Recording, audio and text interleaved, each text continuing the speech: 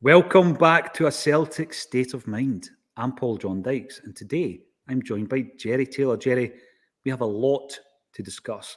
But before we get into it, I'm just going to explain why my shelves are bare here in the broom cupboard. This is the end of an era. I am moving out of Dalkeith studio today, and I will be in new premises tomorrow, Jerry. Wow. It's a new beginning. A new beginning. Some sound effect for you there, some kind of big dramatic build up. Big drum roll. I have two jerseys, left and right, and these are a joint effort between our very own Lloyd Patrick Jepson and Jim Crockwell, who were able to get them signed, provided and signed by your man Stan Petrov, and also here Arthur Boric, your hero. Imagine I'd got that in time for you. You could have worn that. I don't know if it would have helped you. You could have worn it yesterday. Wouldn't it? Now, before we get started, if there's any echo, it's because I'm in a cavern here. I'm in a cavern, so apologies for that. We'll be back to the studio environment tomorrow, albeit it will be in a different destination. We will talk about yesterday and the events that took a life of their own, Jerry, at James McGrory Park. We'll also be talking about the international break, which we are still within. It is among us. Love it or loathe it. We'll have a wee talk about how it's affecting the Celtic players and how it will affect Celtic players moving forward as well. But I'm going to start off by talking about yesterday. And I make absolutely no apologies for that because it was a sensational day. And it was topped off by the gaffer, Brendan Rodgers, coming along to the game, being part of the management team, being in the dressing room with people like yourself, Jerry, and more or less mingling with the Celtic support. He had time for everyone who wanted a chat, a photograph, an autograph. He was there, and he was there for every single person. So we're going to talk a wee bit about that, and we'll break it down, Jerry. I just want to throw it over to you. Take the floor. Tell me, how was it for you? Now, this might be controversial, but I'll speak to my son about this, but it was the greatest day of my life. And everyone should say it's when your child was born, but that was a bit of a stressful day for me. The end product was great, but this was, apart from obviously my son being born, it was the greatest. I'm not exaggerating, it was the greatest day of my life. And a lot of people said that. Even Saul said that. Saul actually at the end of the game did a speech and said how he'd done so much in his life, but this will go down as one of the greatest days of his life. He genuinely said that, mate. Wow. So he's in the dressing room. Let's picture the scene. He's in the dressing room, Jerry. And in that dressing room, was Brendan still in there? We're on first name terms with the gaffer now. But was Brendan in Brendan was eating the buffet with you at that point. Brilliant buffet from Jim O'Brien, I've got to say. But I'll be getting called the Prawn Sandwich Brigade next, Jerry. Thanks for that. Throwing me under the bus. I just don't like being in dressing rooms when there's 20 guys showering and I'm just standing there with my gear on in the corner looking a wee bit strange. But we all wanted you in there and everyone was asking for you, so we're glad that you finally came in. However, I want to pull you up. Thanks for the heads up about Brendan Rodgers, mate. Right? You kept that one quiet. When he walked in, so it was half-time, and he walked into the dressing room, and I was already nervous knowing that I was going to go on at some point in the second half, and I literally turned and he just shook the first, I think it was Scott Fox's hand, and then I was next, and I literally,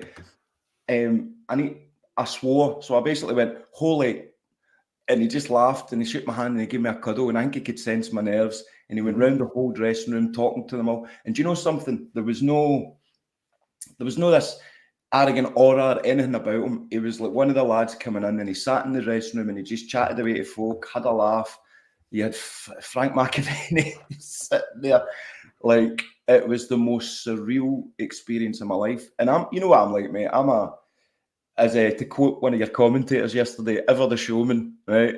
But it wasn't, I was the quietest, I think, in that dressing room at the point, and I was just soaking it all up. There's a couple of stories. So when Willie Hockey was doing the team talk, Frank McAvenny's in there, keeping everyone upbeat. What a laugh. And Willie Hockey, I think, am I right in saying he's got some kind of heating engineering company? He started off with City Refrigeration, and obviously he was in about the pub game. Obviously, without fridges, pubs will not operate, and pumps and all this kind of stuff. And he's moved that into a massive organisation which deals with facilities management and all that kind of stuff. So yeah, Right. big business, but a big philanthropist as The well. pumps bit, aye. Oh, yeah, that's right. Well, it was the pumps bit. So he basically shut the dressing room door and he said, right, guys, I'm glad I've got you all here. Can I interest you in any heating pumps? And Frank McAvenny went missing a beat, said, I'm only interested in the pumps. That's Frank. It Now, was Jerry, like in the middle of an only excuse sketch. absolutely.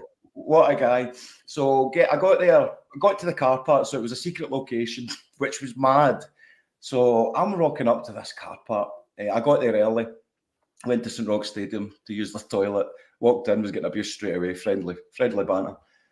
And then I was in the car, I was just so nervous, but they were so down to earth, every single one of them. And then Big Bems came, right? So when he turned up to the car park, me and him were like two fanboys, right? Now, Bems doesn't even know how famous he is, right? Or he's just so modest, like one of the most genuine big fellas I've met. And he was like my best pal all day. We were getting photos taken and taking each other's photos for each other. And it was just madness.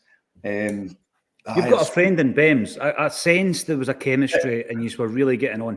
There was a bromance going on there with me, There was. Bems, and wee Wido. And it was a good for like it was a free bar and everything. I don't drink, so I just tanned that buffet, mate. I brought half it back home with me as well. You were walking into boxes and all that, weren't you? Aye, and folk, what you doing? I was like, they're all getting free drink. I'm taking free pieces. Do right. I'm a player. That's what I heard you say. I done for my supper last night while I was watching watching the game back. Well, this is the thing. I want everybody just to go with this because we won't focus entirely on the game, but it's a big deal. There's a few aspects of it. There's the aspect of Brendan Rodgers' relationship with Celtic, hence the tagline, here's why Brendan gets what the Celtic support is about. Very rarely will you get an opportunity to get up close and personal with the gaffer of your football team. Even when, for example, there's a press conference, Jerry, it's very set up, it's contrived. It's a situation whereby there's a set of rules and you go through the process. There was no rules, there was no process. It was Brendan Rodgers in amongst the Celtic support. And I think we need to talk about that because there was loads spoken about in relation to his return to the club. And there was a lot of people unhappy about it. There was people who obviously vented on social media, as is your right. And slowly but surely, I think it's a bit of a vessel that's turning. It's actually turning direction into, back into the favour of Brendan. That's not why he was there, incidentally. But we'll get into all of that as well. And we'll talk about a blow by blow, how this all came about. And I think that it's important. And we'll take it into the modern day. We'll talk about the modern day and everything else that you want to discuss. There's a couple of comments, and I'm bringing them up, right? Because see, by tomorrow, I'm going to have the professional lighting. And if I don't look anything less than a few shades darker than Nosferatu tomorrow, feel free to come back at me. But it's the bad lighting. And Paddy's saying that I look like Elliot Page. I've just had to look her up. Yes. Well, Elliot Page, I'm just bringing Elliot Page up here. Elliot Page is an actor, I think.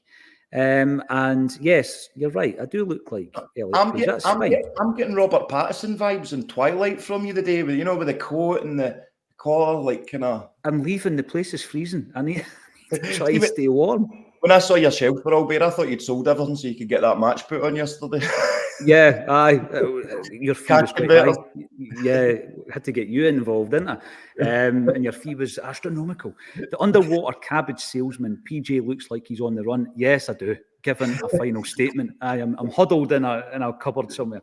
But tomorrow it's a new start for Acsom, and there's big plans actually for, you've noticed that we do the Wander Round Paradise. I was up at Celtic Park this morning.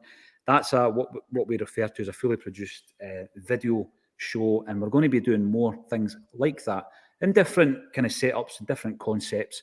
And we get involved with things that we believe in as well. Hence the reason we were involved in the St. Roch Centenary game. We were involved in the fundraising for St. Mary's, the birthplace of our football club. And we're involved, and we're going to keep the involvement with Sell the Jerseys for wee Jamie Tierney. That's what these two are for, by the way. So, yeah, that's what we're going to do. We're going to continue with the ethos of what Acsom is. And it's about community. And we've seen a massive part of that yesterday. Met a lot of people who tune into the show, and I'm seriously, it blows me away when people come up to you and say, I love Acsom. A lot of people say, I was introduced to it during the pandemic. Thanks for giving us something, an anchor during the pandemic. I'm sure they said it, an anchor during the pandemic. And for me, my response, and it's not contrived. My response is always, you and Acsom gave us the same. So see, during the pandemic, I'll very quickly talk about it, because that is why we played the centenary game 3 years late. It gave me a routine day to day, Jerry, where I'm getting up in the morning. I know I'm going live at 12:30. I need to start preparing for that. And then afterwards, there's things that you do in terms of social media, audio uploads onto all the audio platforms. So it gave me a structure to every single day. So as much as it might have been helping people tuning in and escaping for an hour, talking about Celtic from wherever they are in the world, it gave me and the contributors, I can speak for a lot of them, if not all of them, it gave us that exact same structure, and it gave us that out and that escapism for an hour, Jerry, and that's important. A lot of people spoke to me about that yesterday. Aye. When we went to Don Max after the game, there was I was speaking to a guy called Paul.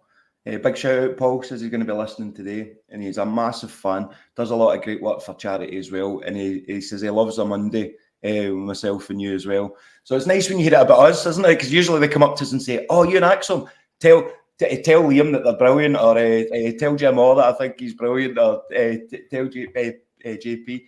So it was nice, but he was a lovely, lovely guy. So I said I'd say hello today. But it's mind blowing, isn't it? Mind blowing. I've been an actor for years, right? On and off, an actor, working my butt off, right? I come on to Acsom for a couple of months, and that's where I get recognised from now. So, and it's great, and I always like to take the time to speak to people, because we're representing them. We're representing their voices as well. So it's great, and some of the banter as well. So it's definitely got me through tough times watching it and being on it. And then yesterday was just the icing in the cake. Because I think, like you were saying, there was a lot of people there representing the mental health side of things yesterday, which was huge, and it was great to see the family feel, all the kids, like getting their tops signed and watching. And like you said with Brendan, the time that he took, when it could have been quite, I wouldn't say frustrating, overwhelming. And you saw he got to that point after about an hour. That way you can tell his jaw's sore from smiling, so he's having to force that smile through. But he never missed a beat. Never missed a beat with that. But great. I'm still in cloud nine. No, you should be. You absolutely should be. And talking of shout outs, everybody we speak to, it's great to give you a shout out. And Joseph Duffy, we met Joseph and his good lady yesterday as well, just underneath the gantry. There was a scaffolding gantry. We streamed the game live. There's been 22,000 people watch the game. I think we lost 22,000 people. 22,000 have seen that free kick, Jerry, but we'll get to that, pal. I will get 22,000 plus the live audience of about 1,000 in the stadium. And it was a great success. But I like to speak to people because they tell you what they like and what they don't like. And that's brilliant. That's feedback. That's what it's all about. Yeah. And what they were saying to us yesterday is, talk about other things. It's great to talk about music and art and film and all that. And that's what I'm into. So I think Celtic bleeds into that. And what you find is there's a lot of creative people in the arts who are Celtic fans. It goes hand in hand, Jerry. And that, it doesn't surprise me when I meet an actor or a writer or a musician, and that will lead us into the game as well. And they're big Celtic fans. So let's talk our way through it. And we'll also be throwing in the here and now, the topical news that's coming out of Celtic Park as well. The big one for me, let's start off and we'll come back to the game. The big one for me is Matt O'Reilly has finally got that call up to the Danish national squad, Jerry. And I was probably, I'm trying to think, maybe 3 months ago, we had Morten Vikhorst on the stream. Morten, of course, is involved with the Danish national team. And we spoke about him being part of the team that stopped the 10. And near the end of the chat, JP and I spoke to him about Matt O'Reilly back then and how close he was to the international setup. He was non-committal. Morten goes, we're aware of him, we're watching him. There's, it's a very tough squad to get into. He started this season off, Jerry, in superb form, to use my favourite word, superb. And Matt O'Reilly, for me, is deserving of the call-up. I know that it's came because of other circumstances, but that's football. And he needs to get in there, and hopefully he gets a game, San Marino, tomorrow night, and he can actually show them what he's been showing us all season, Jerry. Well deserved. Oh, definitely. And what a game to do at San Marino. I mean, he'll get a goal. Is that no San Marino used to watch them playing, and you'd see like just there was no stadium, wasn't it? It was just like an old park and all that. They took the lead against England once. I do remember. I think the game ended up like 6-1, but they took the lead. That's right. It's as if we were playing them all the time at one point. I remember when I was younger, every time I went to Hampden, I think it was San Marino or the Faroe Islands. Yeah. So what were we talking about there? Matt O'Reilly. So nobody deserves it more. It's great to see, and I think he'll if he can get a game, I think he'll grab the bull by the horns, and it can only help Celtic as well. Then, well, with international experience, but then again, that's another player going away that you're worried about getting injured as well, isn't it? It is, Jerry. It's always a big concern, and I've said it before, and I'll say it again. I want to be a fan of international football. You know, I don't watch a great deal of football beyond Celtic. I'm just so focused on what we're doing. Even if there's a game involving our main challengers, like if Rangers were playing Aberdeen, I probably don't watch it. I'll keep the goal updates and I'll know what's going on. I won't watch the game, and I'm so focused on Celtic, so I don't have time to watch the Premiership down south, never mind Spanish football, German football, and all the other leagues that people are into. James McKenzie's got a great knowledge of different leagues. He needs to, though, because he's obviously going to spread his wings and become a journalist within that field. But I want to like international football because I was brought up on it. My dad followed Scotland. He went all over the place following Scotland. My uncles, my cousins were at Italia 90 and all that as well. So it's kind of like being omnipresent as I was growing up. I don't think it's helped that Scotland have not been successful when it comes to qualification for tournaments over a 20-year period, which wasn't good enough. But obviously with Stevie Clarke, another Ayrshire boy, I believe. Stevie Clarke, and I think what he's done is he's created something that a lot of international managers can't do, and that's a club feel about the players. So sometimes you look at the team that he's picking and you think, I wouldn't play him. You know, he shouldn't be playing because he's not even playing for his club. But what Stevie Clarke does a lot of the time is he picks players that he knows played well for him the last time round. The only thing about international football, that might have been months ago, Jerry. Mm-hmm. So he doesn't always pick your informed players. He picks players that he trusts, and he's built a kind of club mentality. I think Terry Venables did that when he was the England gaffer as well. I think very much Gordon Strachan did it. You know, sometimes it would be the same names constantly. Remember, Lee Griffiths couldn't get in the team, and he was scoring 40 goals for Ronnie Dyler's team. Couldn't get in the Scotland team. Gordon Strachan, I think, was trying to create a club mentality, and I think Stevie Clarke's done that as well.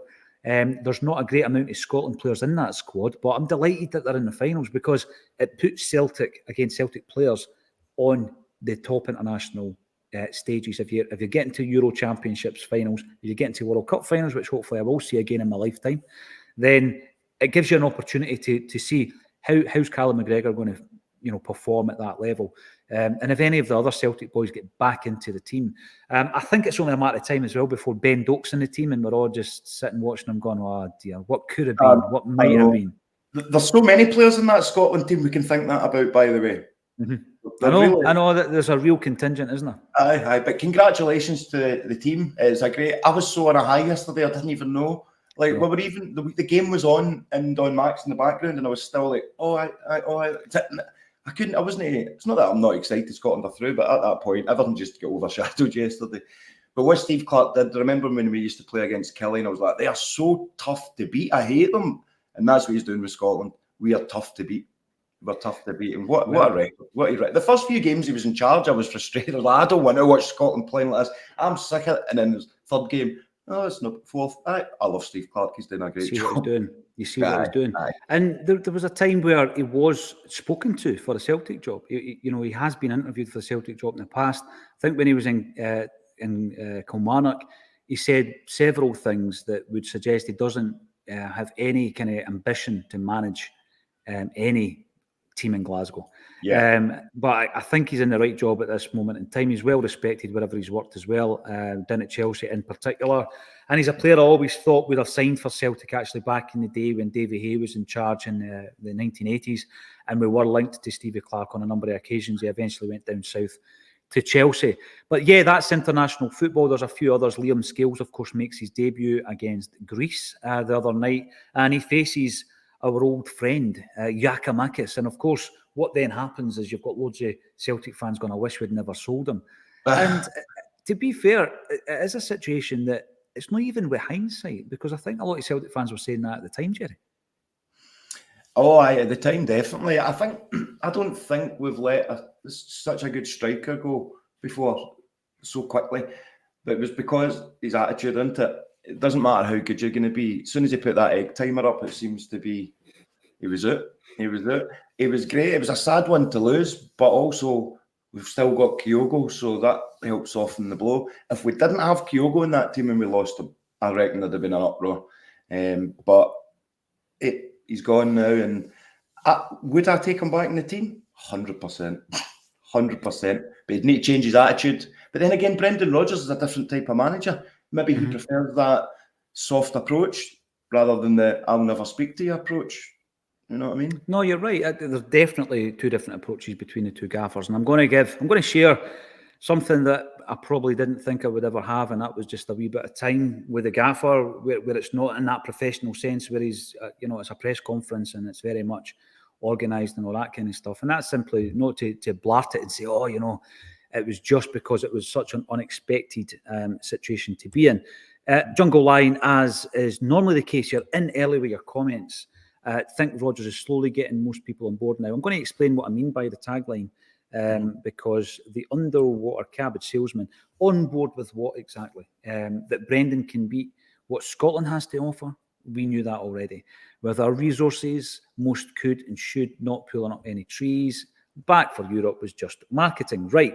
Well, what I mean with the tagline is that obviously when he came back, when he returned as a gaffer, there was a lot of, and by the way, what was he, the third Celtic manager who came back for a second tenure? I've never actually thought about that. I think he is. So it would be Billy McNeill came back for the centenary season, and that was his second time in charge. Neil Lennon came back, and of course, Brendan Rodgers came back. So I think when he came back, there was a real different reaction. If you imagine the return of Billy McNeill, it was incredible. It was a centenary season. You kind of felt he was the only guy that could come back and obviously topple a free-spending Rangers side at that time.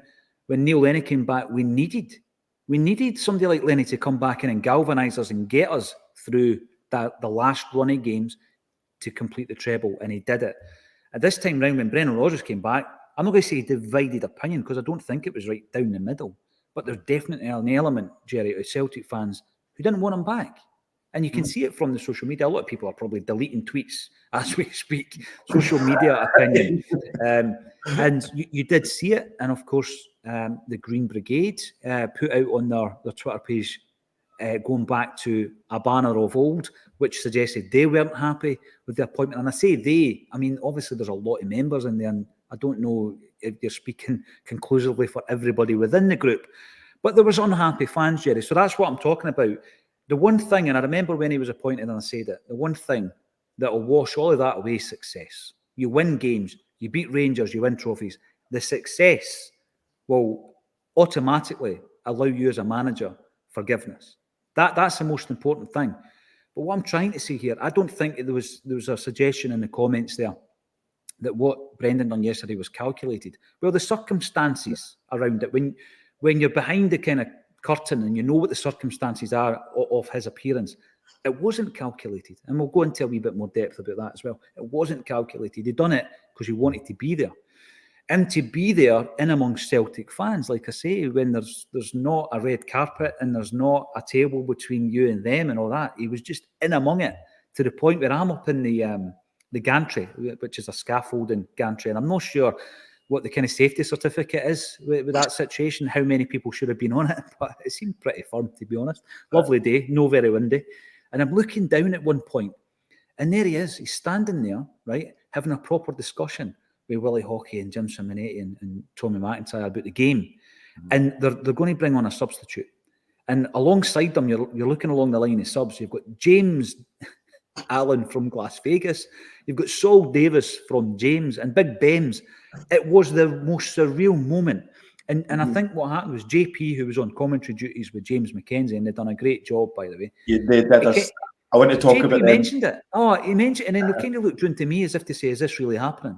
It was an incredible scenario, and one that was not calculated, Jerry. No, not at all, not at all. So on those two things, I'll get to JP and James in a minute. I thought they did an absolutely brilliant job. I've got a couple of comments about that. With Brendan, now it's easy for me to say, right, because I've met him now and I got a chance to have a good chat with him a couple of times throughout the day. And you're now calling him by his first name. Me and Brendan, he's my mate. We're best buds now. So there's audio of me online. I think I was on Clyde, the big Scottish football podcast with you and Cameron and that. So when we lost Brendan and Ange came in, they phoned me and they said, "Oh, I thought you loved Brendan. Now it's Ange you love." And I was like, and I says, I never loved Brendan. I wouldn't even call him dad, even if there was a fire, all that kind of stuff, right? So but as I laugh, because what I say to people is we would not be as angry at him if we didn't love him as much. And the reason we loved him as much is because what he did for our club. All right. Think what you want about him. The reason you're hurting and the reason you're angry at him is because you love him so much. So when I was stood at the sidelines, it was surreal. So we'd met him in the dressing room at half time, and then I was at the sidelines and obviously a bit nervous. Nervous enough, but now the gaffer's there. Do you know what I mean? So I'm warming up and I'm stood, and it was one of those, I've just turned and he's right beside me and he's caught eye contact and he's done this. He went, "Oh," and he's put an arm around me of him. And he's like nervous. He's like, "Aye." And I said, like, I thought, I'm going to take my chance now. I know the game's on. I was like, "Brendan, I'm so happy he came back." I says, "I was obviously one of them." I says, "I was just hurting." I says, "But the fact you came back, that must have been such a tough decision to make." And he says, "No." He says, "I love this club." He says, "When me and my family," he says, "there's just something about Celtic that's different." He says, "No other club's got it." He says, "That's why I'm here and that's why I'm happy." And I cuddled him again and I said, you've made my whole year. And he could see that and he knew that, and he was so humble. Nothing was about him that day. It was the opposite. He wanted to come in under the radar because he didn't want to take the focus off the game. And the reason he was there was because of the history, because that's how Celtic, that's what we're all about. And it's coming, supporting the local community. And those kids there, I was the biggest kid. I was the biggest fanboy. And I hate that. See some folk on my Twitter, "Oh, fanboy." Aye, I'm a boy and I'm a fan. And I will fanboy for the rest of my life because that's what it's all about for me. It's like, why meet one of your heroes and then go, oh, and then regret the fact that you could never speak to them? I want these people to know that I love them. You know what I mean? And it was, the guy is, and I'm the first to say, look, I was furious when he went, absolutely furious. But I was also, and I'm on record on the podcast, I wanted him back in. Yeah. He's not what people think, by the way. And I know I only met him spoke to him a few times, but he's a good laugh as well, isn't he? So I was about to go, just as I come on the pitch, I've turned around and shouted, "Oh, Brendan, tell Joe Hart to pack his bags. I'm coming," right? And they burst out laughing. And obviously, we'll talk about my performance later. But then after it... Do you really want to? Aye, I've got some things to say. So when he was in the buffet bit, and he's actually talking to me, and he's like, do you know, I was just so excited. I can't even remember his exact wording, but it was basically along the lines of, "You came out well for that corner." So he complimented one of our... He gave you a positive, Jerry. He did. Gave me a positive, give you a positive, yeah. Which meant it was a shame about the rest of it. But it was, Brendan Rodgers watched me play. Nobody can ever take that away from me. I know. And again, and I stress this, we, for the first time ever, trialled a live stream game. So what happened was we went up to the Roch, and I know you've had a bit of ding dong on the socials with them, Jerry. We'll come back to that as well. We went up to the club, and they helped us so much. You know, you've got Andy, the social media guy, and all the committee and all the staff and everybody who's just up there wanting to see the thing go well. And we ran obviously the cables to the gantry. It worked absolutely brilliantly. And by the way, I'm only kidding about the gantry. It was absolutely brilliant. James was climbing up the stairs. He's going, "You promised me a gazebo and a heater." I was like, "Right, James, up you go, son." And it was a beautiful view as well. What a view, looking out there. So it was fantastic. And, you know, there's a lot of comments coming in saying, "Great day yesterday from all involved." And that's what's important. Every single individual at that club deserves an immense amount of credit. Jerry, they were doing things that were so under the radar. There were people in that stadium all night, the night before the game. Honestly, they'd done an all-nighter. They'd done an all-nighter. They wanted to make sure it was perfect. You turned up for that game.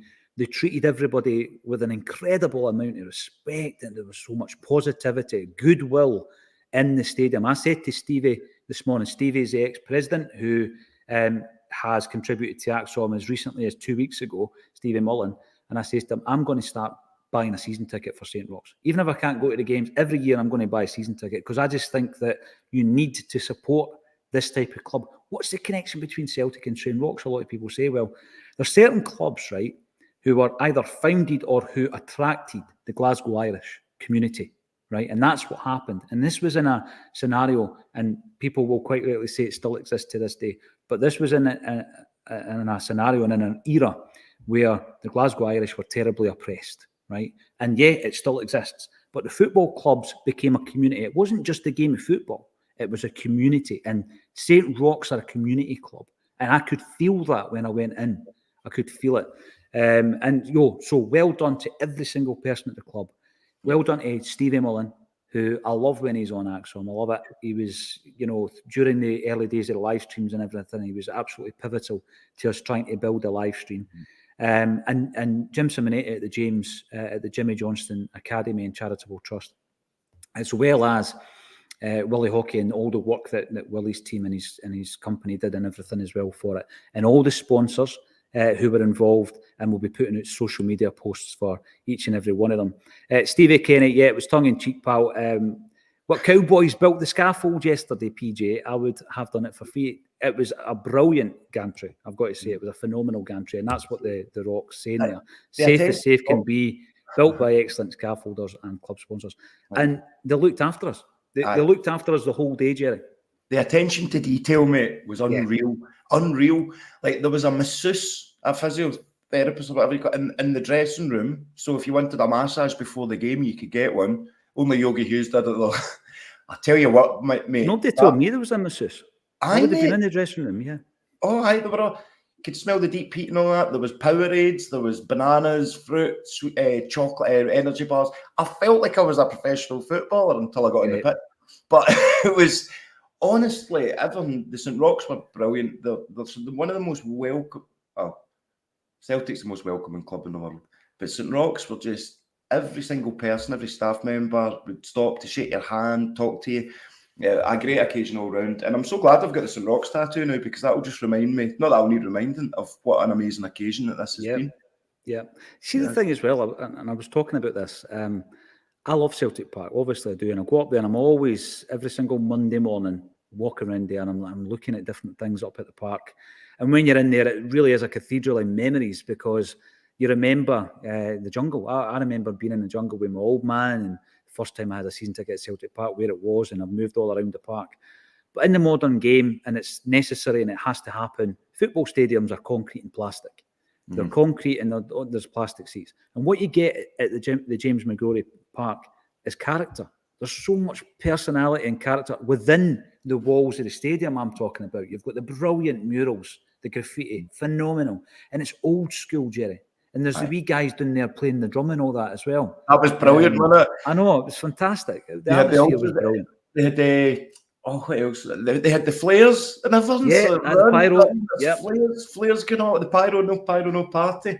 Everything about it. But I want to speak about JP and James. All right. Now, I was dreading it, because I was like, they're going to be absolutely brutal. They were great. Now, my test for that was my mum and dad. So my mum and dad watched the live stream. Right. And my mum said, do you know what? She absolutely loved the whole occasion, right? And this is my mum. She's not that into football. But do you know what it was that I think made it? See the dry humour of those two, and they're giggling behind the mics. That actually made it. See the bits where they didn't think they could be heard, and they could be heard. There was something about that just added to that kind of vibe that we had. And some of the things that they were saying had me in bits, even though it was... there was one thing they did say. See, when I came out for that corner and missed it, I didn't miss it. I got my fingertips to that and took it away off the head of their striker. So that was actually a good thing they did. It was when they were like... so when my mum said, when they said, Jerry Taylor's been yellow carded, the only yellow card of the game, and it's to Jerry Taylor. And my mum turned to my dad and said, That's my boy. I get yellow carded for swearing at the ref. That was disgraceful behaviour. It I've got to was, say, I'm sorry, Jerry. I Yeah, apologise. it was. But during it, I'm keeping a wee eye on a number of things, but I'm keeping an eye on the live stream. Well, we kind of lost transmission for, I think, a few minutes. That was It wasn't hilarious long. as well. So we lost transmission. A few expletives. Yeah, well, I might clip it. And what happened was during the game, there was a consecutive live audience, about 1,600, all the way through the 2.5 hour production, right? So I know that people are coming and going and all the rest of it. So at the end of the game, I refreshed it and it told me that 6,500 people had actually tuned in to watch it during the 90 minutes of the game. And then I checked this morning, there's 22,000 people watched the game. So please go and visit it. It's on the channel as normal. Just go and check it out. I'll get a cool wee, I think it's cool, thumbnail up on the stream as well. And we've done it once, so we'll do it again. There'll be other occasions where we're able to do this and we can push charities and we can use the live stream of a game in that particular way. It was just a trial and it worked. Thanks to the support of the club and our videographer, Sean Gill, as well. It was a great success. Now, Cormac Ryan, always great to see you in the comments. My friend, well done to all on a great afternoon yesterday. Hail from Dublin. Yeah, fantastic. And Mo Sislak as well. Gigi wanted game time, which Ange couldn't give him, so he left. Yeah, it's going to be hard. And even this season, right, if you think about it, Jerry, if we're going to be revisionist, let's actually think of the scenario. Let's say Giakoumakis is at Celtic. The situation would not have changed. That situation that Mo is speaking about there would not have changed. He would still be second choice. He would still be itching to get game time. He'd be getting less game time. It'd potentially. Look at O. He's getting, 10, 15 minutes a game? If that. Yeah. Well, you look at what O's got. O's not played 90 minutes accumulatively. He's not played 90 minutes of football under Brendan Rodgers. There's a few other players who have not got minutes under Brendan. One is obviously Kwon, the new signing Kwon. He's not kicked the ball competitively under Brendan Rodgers. And a player who I'm a wee bit surprised at, Jerry, and I want to ask you your thoughts on this, because obviously his old fella was playing yesterday. Rudy Vata was playing yesterday. And I'll say something about some of the players. They leave the game, but they still have a mentality and a professionalism about them. And Rudy Vata is one of these guys. He's fit, so fit for the age of him. He's so passionate, he really was going for the ref and the linesman at one point for an offside decision. It was fantastic to see. But he is, of course, the father of our very own Roch, 18 years of age, who broke into the side under Ange Postecoglou, as did Ben Doak. Ben Doak wanted his move, he got his move. As far as I can see, Rocco wants to be a Celtic player, but he's not getting any game time. How do you accommodate that, Jerry, under the certain circumstances that Brendan has faced since he came to the club? Yeah, it's a tough one because we all know that potential's there and there's the worry that we're going to lose him. I remember Brendan was really upset when they pushed Dembele too hard, too quick. That's true, yeah. You know, he wasn't happy with that. We were all going, look at our wonder kid, and Brendan was like, keep this under wraps just now. And he might have been right on that one. With that, you've only by hearing so many great things about how good he is. Yeah. It's like I've not seen enough of him on the pitch yet with the senior team for me to make a decision. I'm just going by, well, if they say it, then it must be. But I'd love to see him getting a run out. If anyone's going to give him that run out, I think it will be Brendan. I think he will, but he's got to wait until we get our first team settled first, because we haven't got quite there yet. And then you can start tinkering, and then you can start trying these players out if we're maybe 3-0 up with 20 minutes to go, etc. Because I think that's when they're going to get their game time. These players need to rely on the first team doing their job first to then give them the chance to do it. So if the first team's not doing it, that's going to have a detrimental effect on them. So I blame the first team if they're not getting there. The thing is, he's made his debut. He's 18 years of age, all right? And he played a few games under Ange. I think every time he's been tested at international level, Jerry, he's stepped up. You know, every time he goes up an age group at underage level internationally, he's stepped up and he's performed. So he's now playing under 21 football for an 18-year-old. That's fantastic. He's doing really, really well. I would just like to see him get some game time soon. And there has been an opportunity. Obviously, we did buy Yang and Tilio and I know that Palmer can play on the right. We do have a plethora of right wingers, but I just think that if there's an opportunity to have that on the bench, bring him in, bleed him in, and by the end of the season, he's made that next step in his development, because we're very critical of the club not developing their own talent. I think that the Lowland League works to a point, but once you've made the step up, or you're ready for the step up, there needs to either be involvement in the first team squads, a loan deal elsewhere to get the game time, because we've seen it working on a few occasions, Liam Scales being the most recent one, or indeed we need to have a different system where they're playing games more regularly. Loads of stuff I want to share with you about yesterday, and it's not blarting it. We're sharing it because you've seen a different side to our gaffer.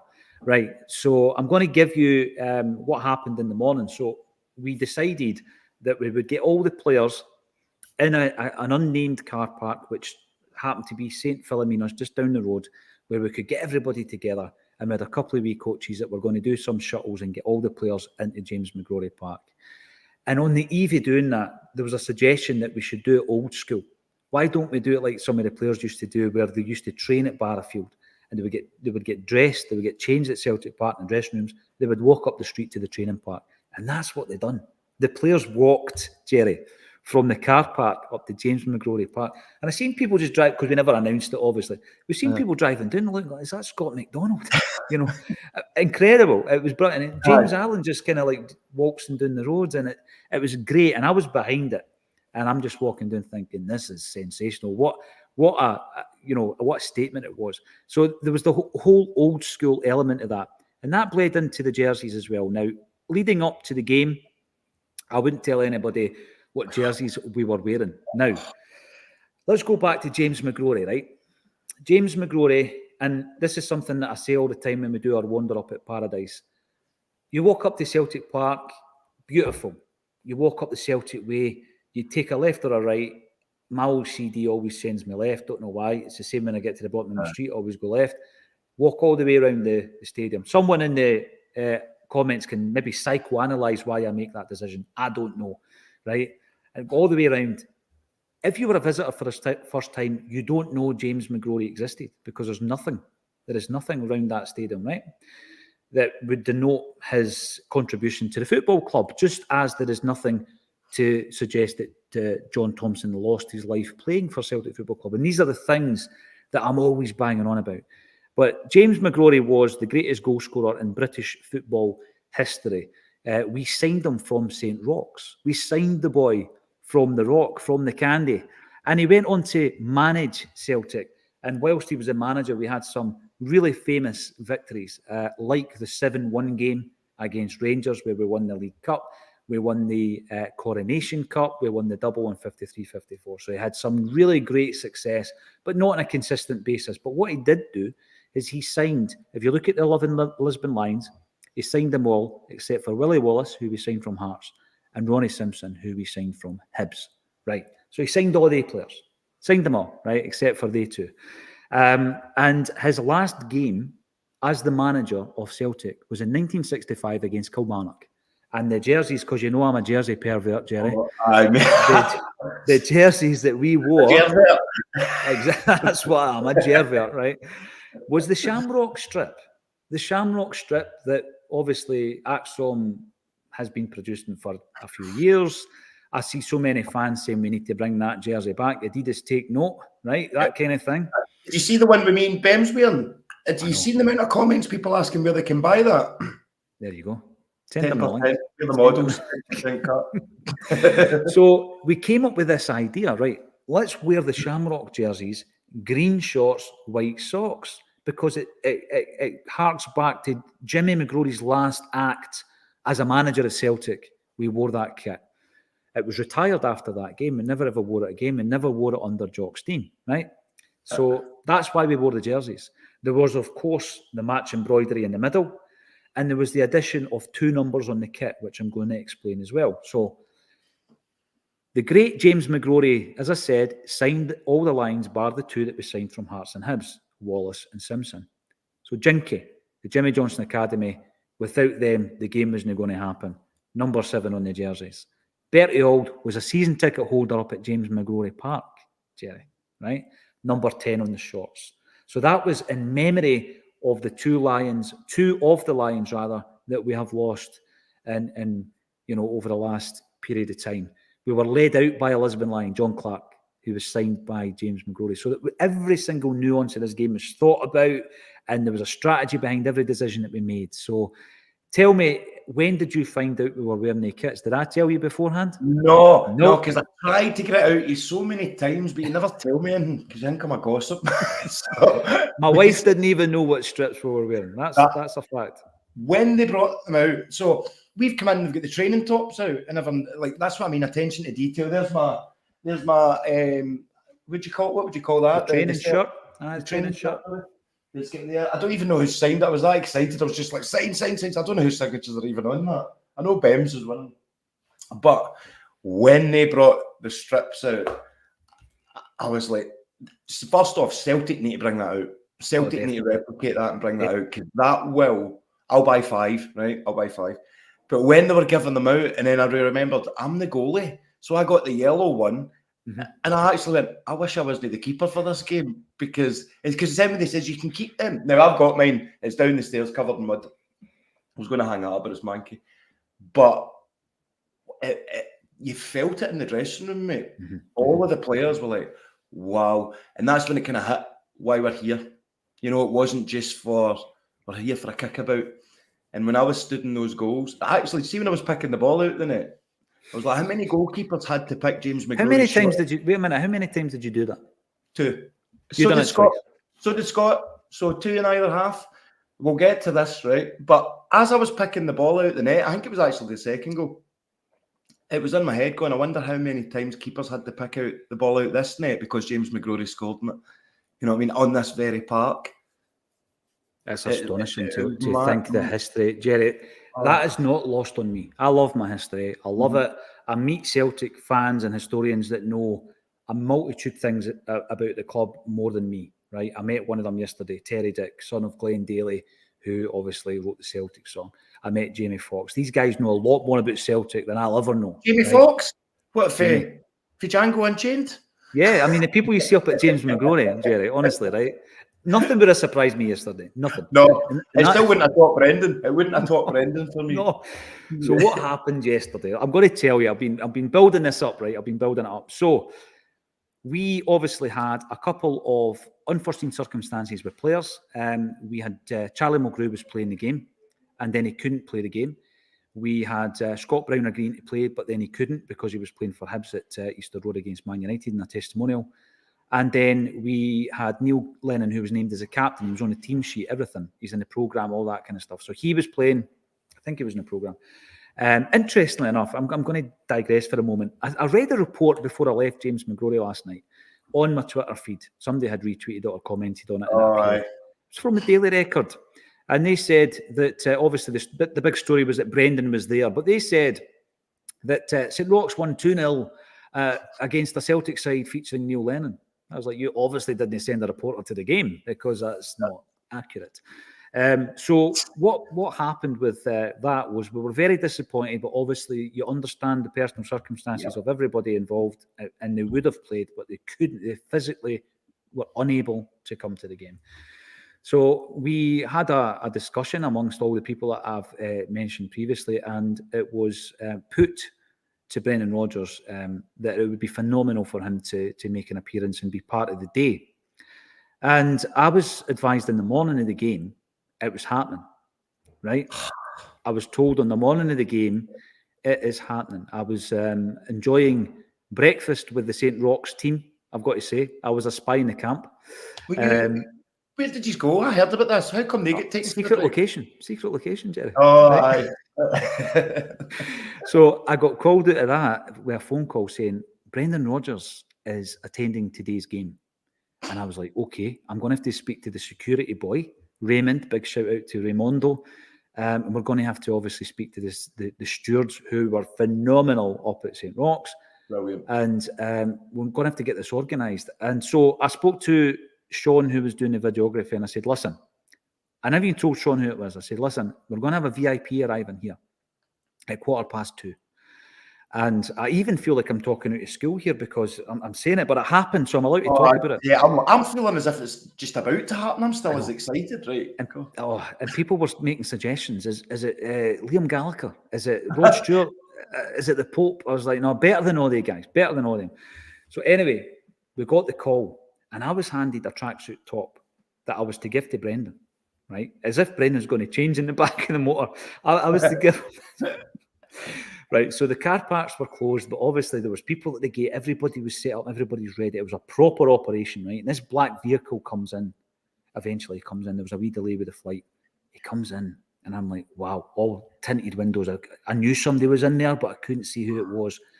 And the door opens. It was like stars in your eyes. Tonight, Matthew, I'm going to be, the only thing missing was the smoke, and out comes Brendan Rodgers, right? And he's obviously been told, you're going to be met with this wee flunky called Paul, right? That's his name. But he remembered the name, Jerry. And he says to me, right, how you doing, Paul? I'm not going to put on the accent. That's JP's thing.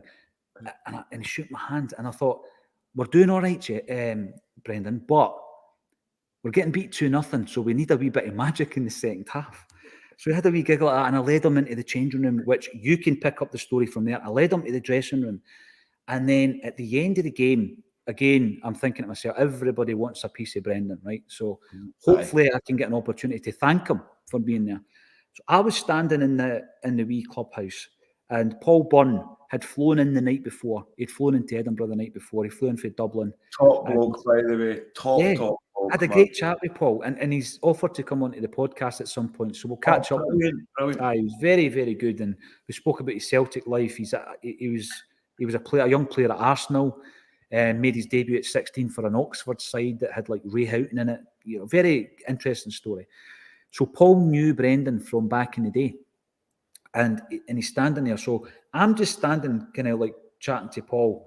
We were organising flights and lifts and all that, and Brendan is making his way slowly out of the place and talking to everybody as he goes. Spoke to everybody, and he says to me, Paul Byrne, remember that goal at Ibrox? And he says, and I'm going, oh, it was amazing. The volley from John Collins' pinpoint cross, fantastic. And he turns around to Paul and he says, Paul, I don't see you up at Celtic Park. I never see you up at Celtic Park. This is Paul Byrne he's talking about, no me. I never see you up there. And Paul was like, oh, this and that. And Brennan goes, you're part of Celtic. And this is the funny bit. He says to him, he said, if you want to come over, you speak to Paul, points to me, and Paul will let me know. I'm like, no problem, boss. No problem, Gaffer. Yeah, I'll do that. And away he went. Oh, it was phenomenal. Oh, it was phenomenal. Wow. Seriously. Such a humble guy. He was so nice. He just, like you said, just took the time to speak to everyone when he easily could have just went straight back out of that stadium. In and out. He could have done that. He didn't do it. He's my pal now. Like, he is, though, isn't he? Oh, clearly. We can say that. See, when he was leaving, I was out, I was having a vape, and he was coming out, and he was all crowded around, and I was like, see you later, Gaffer, because we'd had our moments earlier on in the day, and he's turned, and he looked, and he did this thing when he went, and he tiptoed up, and then just smiled and waved, and I was like, he's my pal now, that's it. He's it. And of course it went viral. Of course it did. It went viral. That was a big story of the day, and what it does is it brings the focus back to St. Roch's. Phenomenal. And people will be asking, how on earth did they pull that off? Well, they did, and it was, it's a centenary game.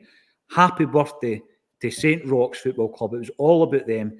And the gaffer came to be in amongst us, the fans, and he was phenomenal. And yeah, there's been a lot of name dropping going on in this show, and I apologise for that, but it was just the nature of yesterday. That it needed that. I don't really know what went on in the dressing room because, Jerry, it was the hub. For me, it's an inner sanctum of a football team. You don't encroach that space. But I'll tell you something, right? Watch the game back, ladies and gentlemen, and let me know in the comment section who was the man of the match, right? Because I'm going to tell you something. A few people came up to me and said, who's the left back? Who's playing left back for Celtic? He played 90 minutes, Jerry, 90 minutes. Who's the left back for Celtic? Who did he play for and all this stuff? Because he had such a good game. That's just my mate. And he was a Celtic, he's been a Celtic fan. He's like a season ticket holder. He takes both his kids, one of whom's under 1 year old, takes them both to every single game. And he's well known within the villages, obviously, of Fife, right? So Willie Cabra is his name. And he played really well. And there's a great picture of him in the dressing room.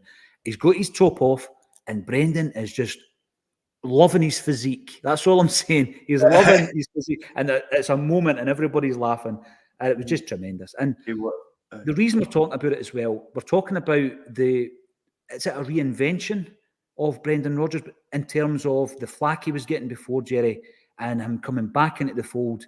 Will he ever be universally accepted back in? Will he be forgiven by everybody for what happened? What do you think?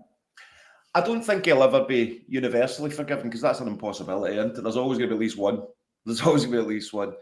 I think the difference is this time, when he first came to Celtic, I think the excitement might have got a hold of him, and I felt like he maybe felt like he had to try too hard to be accepted. I think he knows now that he doesn't need to do that. He doesn't need to try harder to give us the right sound bites. He was such a, not, I keep saying humble, just such a nice guy. I'll tell you something as well, by the way. He's a lot better looking in real life, isn't he? I've always thought he was gorgeous. You said that about me. First time you ever met me, that was your first, you went, "You're actually good looking in real life." Was that what you tried to say? I'm ugly on the podcast? Like, but yeah, big pal. Thanks for bringing him in, because I was like that, right? Willie. I might be the youngest. I might be the youngest here. I'm feeling quite good about myself. And then in comes Mr. He's no stranger to the gym. He's no stranger to the gym. No, he's not. He had a great game. Because he's nice. I hate him because he's nice as well. And it's like, there must be something that you're no good at. But he had a great game. Do you know? He can't sing. Good. Neither can I, but neither can I. But when it was in the dressing room, it was so nice, and like watching them all. And John Clark says to me, he's like, "You got a keeper then?" I says, "Aye." I says, "I'm a bit nervous." "You'll be fine, son. Enjoy the occasion." Phenomenal. Just to be in the presence of somebody like John Clark, who I think is a phenomenal ambassador for Celtic Football Club. And this is the thing, it's an ambassadorial act if you think that John Clark was there, Brendan Rodgers was there. They're there representing Celtic, and they're in amongst the fans, and they're loving every single minute of it.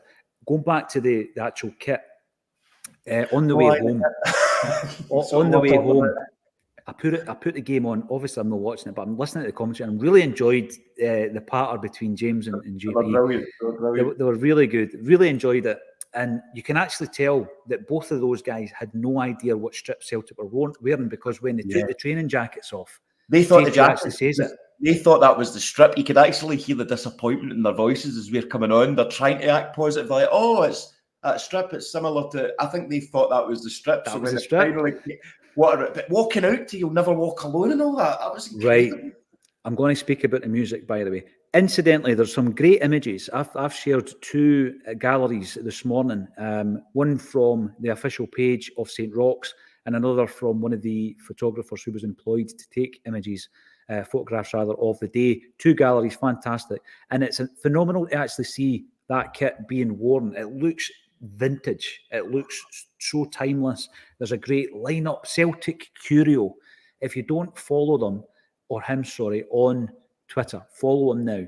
That's the guy that John Hughes got the brilliant print of his father from last week. Right, Celtic Curio. And what they've done, like in a Champions League game where everybody lines up for the team photo, just, 6 guys leaning down, 5 guys at the back.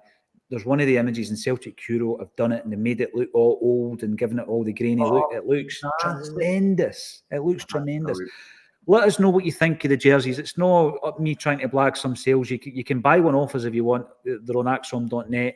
And we normally tend to have them at our events as well. Let us know who you thought was the man of the match. Go and watch the game. It's worth watching. Let us know who you thought that the man of the match was. Follow St. Roch's. Follow them on the socials as well, and check out the galleries. But there's one other thing I want to talk about. We're coming up to the last minute of the show, Jerry. It's been a wee bit self-indulgent, but I think it was necessary to give St. Roch's this, the send-off that they deserve. The music, right? You have to consider everything about the game, right? So I spoke to Big Slim, bit of a dichotomy there, Big Slim. I spoke to him. He's the guy who was a DJ. Music was great, all leading up to the game.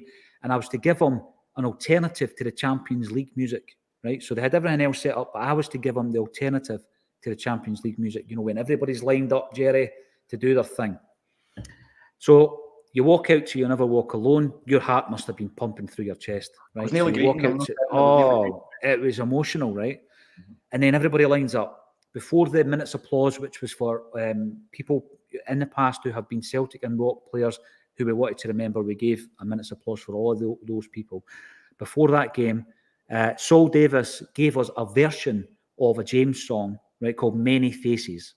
And with regards to world events that we're currently seeing and witnessing on a daily basis, filtering into our every single day's existence, this song is a reminder, a stark reminder, that we're all one human race, right? And we're all equal. And this song it's got a real humane message, and it sounds like an anthem that you've never heard before, right? Because it's been slipped into an album 2 albums ago or whatever else, but it's become a live favourite of James. So Saul gave us permission to use that song. And on the back of that, we had a discussion with Saul, and we might be working on something in the future with Saul with that tune, because I think it's all about community, pulling together. Everybody, it's about equality, right? And that's what came through. And that's what the community, the Acsom and Celtic and St. Roch's is all about. Jerry Taylor, you made your debut for Celtic yesterday. Is there anything else you want to say? To quickly get all this off my chest, right? So, see with Saul, he's such a beautiful soul. And in the warm-up, now I had a great warm-up. I was pulling off. You did. I saw you throwing a ball. You done it with so much panache. You threw a ball. Mate, I was making saves left, right, and centre. But Saul chipped me from outside the box. It was the most delicate, beautiful little chip you've ever seen, right? And it was a brilliant goal. Do you know he apologised to me all the way through the warm-up? I'm so sorry I did that to you. And then at half-time, I was like, no, I can tell people that Saul's chipped me. Anyway, so the warm-up, great. Scott Fox was brilliant with me. He was just, I was like, what do we do in the warm-up? And he went, as little as possible. We're goalkeepers. I was like, right, okay. And nice. Tommy Sheridan was great, just getting everywhere up and going for it. Should have scored that post. That header, though. No. Oh, that was brilliant. Bobby Petter, hilarious. We'll just say that Bobby was working late the night before. He was working late, and yes, it took him a wee while to warm up. It took him a few coffees and pies to get his energy back up. Pre-match, what was the pre-match? Scotch pies? No, he was eating my fizzy fish, mate. I brought fizzy fish, and I was like, "You all right?" And he went, "Oh, I'm not." I was like, "Here, have some sugar." And I was like, "Bobby Petter's eating my fizzy fish." So that was brilliant. I've got a tap-saff picture of him when I came out the shower because he was just leaving, so I got a photo. Now, when everyone's watching to see who their man of the match would be, I need you to do something for me. Watch the free kick that scored in against me. Big Bems turns his back and ducks his head out the way. That's why it goes over the wall. I was so close to getting it. Bems denies this. I want you to watch the free kick again and tell me, is it my fault or Bems' fault? Right? And then tweet it, get it tweeted and tag me and Bems and tell us who you think was at fault for that goal, because I'm telling you now, it wasn't me. The second goal was my fault. We need to run a poll on the Acsom Twitter page. Yes. Once you've watched the goal, what kind of minute was it? Because I know that you were watching it last night before you left. I'll message you. It was second half. I think it was about 20, maybe 25 70. Minutes ago. Yeah, 70 minutes, I would maybe. say so. Something like that. Check it out. We'll put the vote out. Who was to blame, Jerry or Bems? And also let us know who your man of the match was as well. Thank you to all the sponsors for yesterday's game and hospitality shown by the club once again. We will be back. Thank you very much, everybody, for getting involved. You know what? We've got a game on Sunday. We'll start talking about the here and now once we get all this international football out the way, respectfully out the way, and then we can start talking about Celtic versus Hearts at the weekend as well. Not many of you will be going to that game. Under 600 tickets for Tynecastle, which is disappointing. There was more Celtic / St. Roch's fans at James McGrory Park yesterday than there will be at Tynecastle. Thank you, everybody, for your continued support. Acsom, every single one of us really appreciates it, and we love the connections that we're building up with other people like the St. Roch's community. So thank you all for supporting what we're doing. Thank you to Jerry Taylor for joining me on A Celtic State of Mind.